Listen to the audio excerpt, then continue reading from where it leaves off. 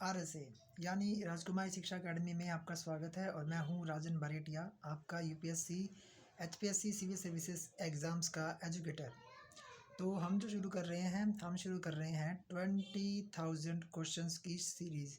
जी हाँ, जैसा आप लोगों को पता है कि यूपीएससी और एचपीएससी के जो एग्ज़ाम हैं वो बहुत नज़दीक आ गए हैं और जिन स्टूडेंट्स ने अभी तक कंप्लीट सिलेबस किया है उनको मेरी तरफ से ऑल द बेस्ट। जिन्होंने नहीं किया है या जो रिवीजन करना चाहते हैं उनके लिए पूरी सीरीज़ होगी।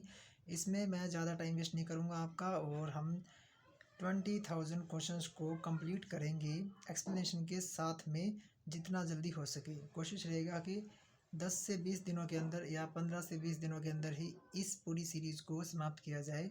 आप हमारे ऐप RSA पर जा कर के हमारी सारी की सारी सीरीज़ को भी देख सकते हो, हमारे नोट्स और स्टडी के मटेरियल को भी ले सकते हो। इसके लिए आपको कुछ नहीं करना, आपको जाना है RSA के ऐप पे यानी कि राजकुमारी शिक्षा अकेडमी के ऐप, या फिर वेबसाइट पर भी आप जाके लॉगिन करके मटेरियल्स को ले सकते हैं। तो चलिए मैं इस को आज शुरू करता हूँ।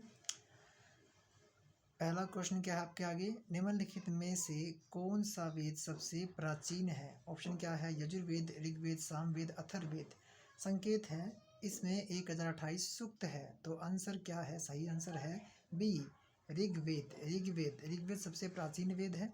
इसकी रचना संवत है 1500 ईसा पूर्व के आसपास हुई थी और इसमें देवताओं की स्तुति में रचे गए 1028 सूक्त हाइमेंस शामिल है। ठीक है, अगले क्वेश्चन पे चलते हैं। क्वेश्चन नंबर 2 क्या है, त्रयी किसका नाम है? त्रयी किसका नाम है? 3 वेदों का, धर्म संघ और बुद्ध का, हिंदू देवताओं की त्रिमूर्ति का, या 3 मौसमों का। RSA की तरफ से संकेत क्या है? इसमें अथर्ववेद शामिल नहीं है। सही उत्तर क्या है? 3 वेदों का। ऋग्वेद, यजुर्वेद और सामवेद को संयुक्त रूप से वेद त्रयी या त्रयी कहा जाता है। अथर्ववेद को इसमें शामिल नहीं किया जाता क्योंकि इसकी विषय वस्तु भिन्न है। मैं आपको जो भी क्वेश्चंस होंगे काफ़ी जल्दी बताऊंगा।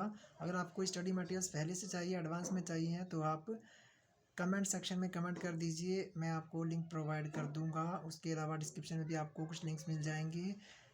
आप हमारी RSA राजकुमारी शिक्षा अकेडमी की वेबसाइट पर जाकर भी इसको ले सकते हैं। क्वेश्चन 3 क्या है, आर्यन शब्द किससे इंगित करता है? एक जातीय समूह को, एक खाना बदोश जन को, एक भाषा समूह को, एक श्रेष्ठ वंश को। संकेत क्या है? यह शब्द कुलीनता या श्रेष्ठता से जुड़ा है। सही उत्तर इसका क्या है? एक श्रेष्ठ वंश को। प्रारंभिक परीक्षाओं जैसे UPPCS 1999 से लेके आज तक ये जो आर्यन शब्द है, इसको शब्द को एक श्रेष्ठ वंश या कुलीन के अर्थ में दिया गया है। हालांकि आधुनिक इतिहास कैसे भाषा ही समूह मानते हैं, ये प्रश्न अधिकतर बार स्टेट पीसीएस में देखा जाता है। क्वेश्चन 4 क्या है, शास्त्रीय संस्कृत में आर्य शब्द का क्या अर्थ है? ईश्वर में विश्वास रखने वाला, एक वंशानुगत जाति, किसी विशेष धर्म में विश्वास रखने वाला, या एक उत्तम व्यक्ति। तो शास्त्रीय संस्कृत में आर्य शब्द का अर्थ क्या है? एक उत्तम व्यक्ति। संस्कृत भाषा में आर्य शब्द का शाब्दिक अर्थ होता है श्रेष्ठ, कुलीन या उत्तम व्यक्ति। अगला प्रश्न है, किस वैदिक ग्रंथ में वर्ण शब्द का सर्वप्रथम नामक लेख मिलता है? सर्वप्रथम वर्ण शब्द का उल्लेख कहाँ मिला है? ऋग्वेद में, अथर्ववेद में, सामवेद में, यजुर्वेद में। RSA का एक संकेत है आपको, यह सबसे पुराना वेद है, यानी कि आपको एक हिंट दे रहा है कि सबसे पुराना वेद है, उसमें इसका उल्लेख है। तो सबसे पुराना कौन सा है? आंसर देखते हैं, ऋग्वेद। ऋग्वेद के 10वें मंडल के पुरुष सूक्त में सर्वप्रथम वर्ण व्यवस्था का उल्लेख मिलता है, जहाँ विराट पुरुष के अंगों से 4 वर्णों की उत्पत्ति बताई गई है। अगले प्रश्न पे चलते हैं। प्रश्न नंबर 6, वर्ण व्यवस्था से संबंधित पुरुष सूक्त मूलतः किसमें पाया जाता है? अथर्ववेद में, सामवेद में, ऋग्वेद में, या मनुस्मृति में। संकेत क्या है? 10वें मंडल का हिस्सा है। उत्तर क्या है? ऋग्वेद। पुरुष सूक्त ऋग्वेद के 10वें मंडल में स्थित है। इसमें ब्राह्मण, क्षत्रिय, वैश्य और शूद्र की उत्पत्ति का वर्णन है। क्वेश्चन नंबर 7 देखते हैं, निम्नलिखित 4 वेदों में से किस एक में जादुई आकर्षण और मंत्र का वर्णन है? ऋग्वेद, यजुर्वेद, अथर्ववेद, सामवेद। सही उत्तर क्या है? अथर्ववेद। अथर्ववेद में वशीकरण, जादू टोना, भूत प्रेत, औषधियों से संबंधित मंत्रों का वर्णन मिलता है। क्वेश्चन नंबर 8 क्या है, ऋग्वेद में कितनी ऋचाएं सूक्त है? 1028, 1017, 1128, 1020। संकेत क्या है? 1017 मूल सूक्त और 11 बाल खिल्य सूक्त शामिल है। सही उत्तर क्या है? ऋग्वेद में 1028 सूक्त है, 1017 मूल प्लस 11 बाल खिल्य, यह 10 मंडलों में विभाजित है। ऋग्वेद क्या है? स्त्रोतों का संकलन है, कथाओं का संकलन है, शब्दों का संकलन या युद्ध का ग्रंथ है। संकेत क्या है? इसमें देवताओं की स्तुति की गई है। तो ऋग्वेद क्या है? स्त्रोतों का संकलन है, इसमें देवताओं की स्तुति की गई है। इसमें आपको मंत्र और स्त्रोतों का एक विशाल, स्तुति में गाए गए मंत्रों और स्त्रोतों का एक विशाल संकलन मिलता है। क्वेश्चन नंबर 10 क्या है, निम्नलिखित में से कौन सा ब्राह्मण ग्रंथ ऋग्वेद से संबंधित है। यूपीएससी का क्वेश्चन है, मेन क्वेश्चन है, देख लीजिए। ऐतरेय ब्राह्मण, गोपद ब्राह्मण, शतपथ ब्राह्मण, तैतरीय ब्राह्मण। संकेत क्या है, कौशितकी और यह ग्रंथ दोनों ऋग्वेद के हैं। सही उत्तर क्या है, ऐतरेय ब्राह्मण और कौशितकी ब्राह्मण ऋग्वेद से संबंधित है। शतपथ यजुर्वेद का और गोपद अथर्ववेद का ब्राह्मण है। गोपद ब्राह्मण किससे संबंधित है, यजुर्वेद, सामवेद, अथर्ववेद, ऋग्वेद। संकेत क्या है, यह सबसे बाद का वेद है गोपद ब्राह्मण और अथर्ववेद से ये संबंधित है। गोपथ ब्राह्मण अथर्ववेद से जुड़ा एकमात्र ब्राह्मण ग्रंथ है। ऋग्वेद का कौन सा मंडल पूरी तरह से सोम को समर्पित है, 7वां मंडल, 8वां मंडल, 9वां मंडल, 10वां मंडल। इसमें 114 सूक्त है और जो सोमदेव को समर्पित है। तो ऋग्वेद का जो मंडल है वो उसमें 9वां मंडल पूर्ण रूप से सोम देवता को समर्पित है। सोम एक विशेष पौधा और उसमें से निकलने वाला पेय था, ठीक है, एक लिक्विड जैसी चीज थी। यज्ञों से संबंधित अनुष्ठानों और नियमों का उल्लेख किसमें मिलता है, ऋग्वेद में, सामवेद में, ब्राह्मण ग्रंथों में, यजुर्वेद में। संकेत यजुष का अर्थ ही यज्ञ होता है, तो यज्ञों से संबंधित किसमें मिलेगा, यजुर्वेद में मिलेगा। यजुर्वेद मूलतः कर्मकांडीय वेद है, इसमें यज्ञों को संपन्न करने की विधि अनुष्ठानों का वर्णन है। निम्नलिखित में से किसका संकलन ऋग्वेद पर आधारित है, यजुर्वेद, सामवेद, अथर्ववेद, इनमें से कोई नहीं। संकेत क्या है, इसे भारतीय संगीत का जनक माना जाता है। आंसर क्या है, सामवेद। सामवेद में कुल 1875 ऋचाएं हैं, जिनमें से लगभग 75 से 99 को छोड़कर बाकी सभी ऋग्वेद से ली गई है।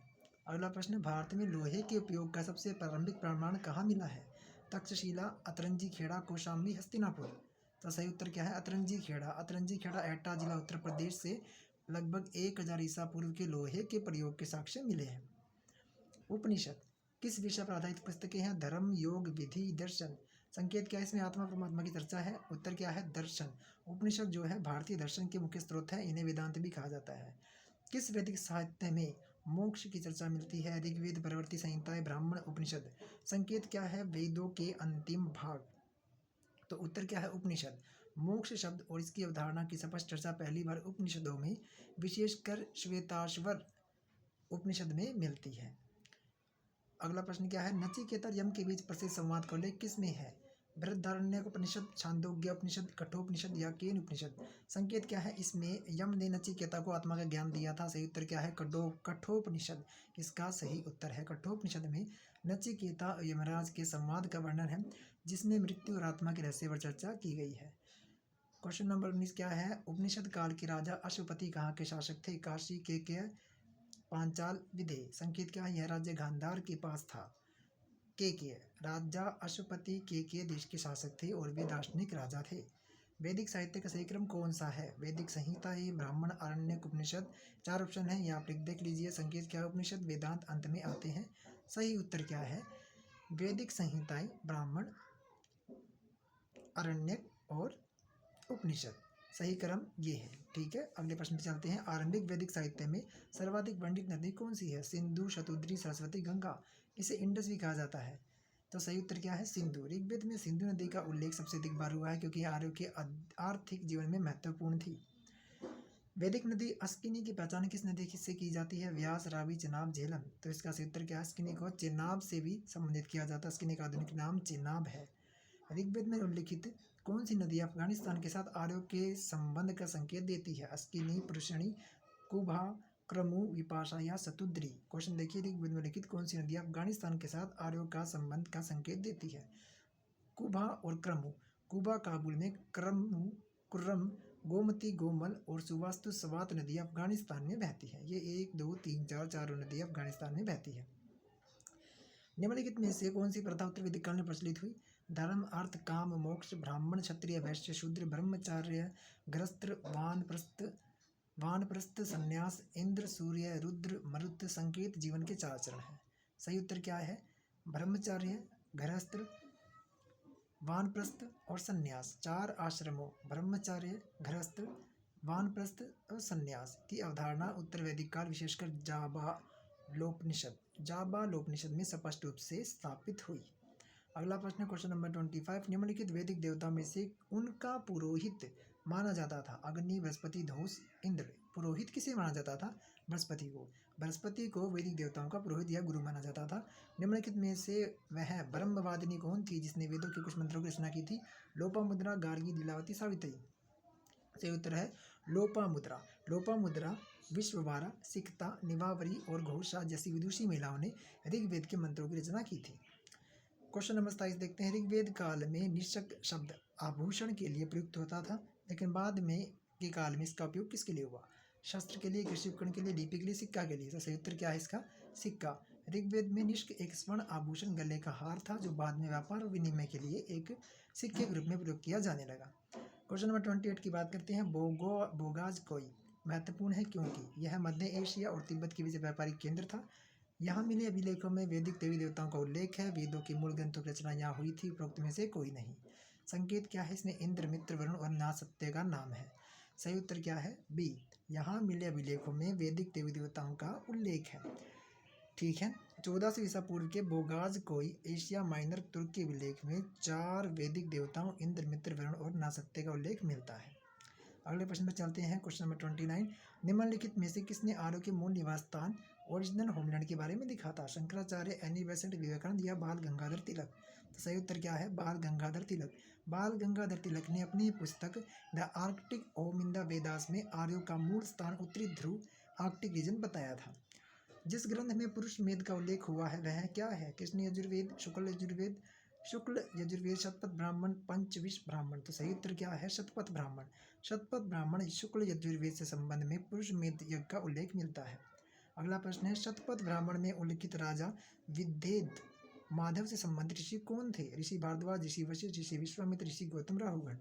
तो सही उत्तर क्या है? ऋषि गौतम राहुगण। ऋषि गौतम राहुगण राजा विद्येद माधव के पुरोहित थे। यह कथा आर्य संस्कृति के पूर्व के विस्तार का प्रतीक है। गोत्र शब्द का प्रयोग सर्वप्रथम कहाँ हुआ था? अथर्ववेद, ऋग्वेद, सामवेद, यजुर्वेद? तो इसका सही उत्तर क्या है? ऋग्वेद। गोत्र शब्द का सबसे पहले उल्लेख ऋग्वेद में मिलता है। इसका प्रारंभ में अर्थ होता था गौशाला था, बाद में एक मूल रूप से पुरुष से उत्पन्न लोगों के समुदाय के लिए प्रयुक्त होने लगा। पहले इसका मतलब गौशाला होता था। ठीक है। प्रारंभिक वैदिक आर्यों का धर्म मुख्य रूप से क्या था? भक्ति था, मूर्ति पूजा यज्ञ था, प्रकृति पूजा यज्ञ था, प्रकृति पूजा भक्ति था।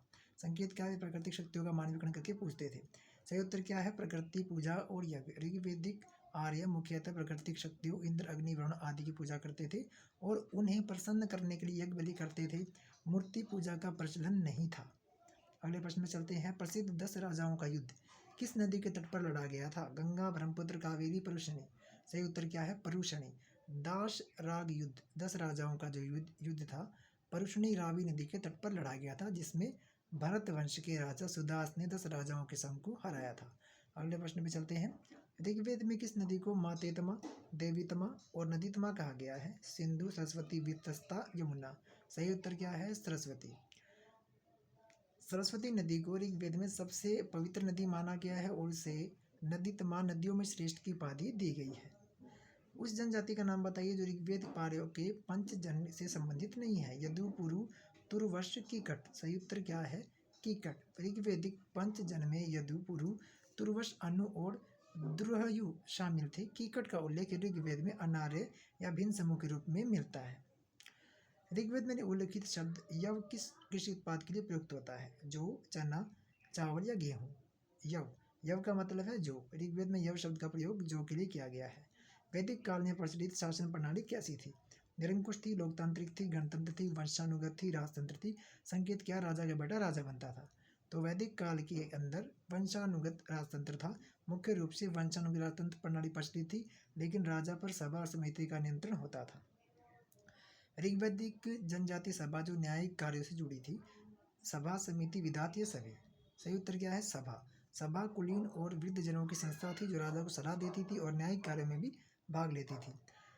किस वेद में सभा और समिति को प्रजापति की 2 पुत्रियां कहा गया? ऋग्वेद, सामवेद, यजुर्वेद, अथर्ववेद? सही उत्तर क्या है इसमें?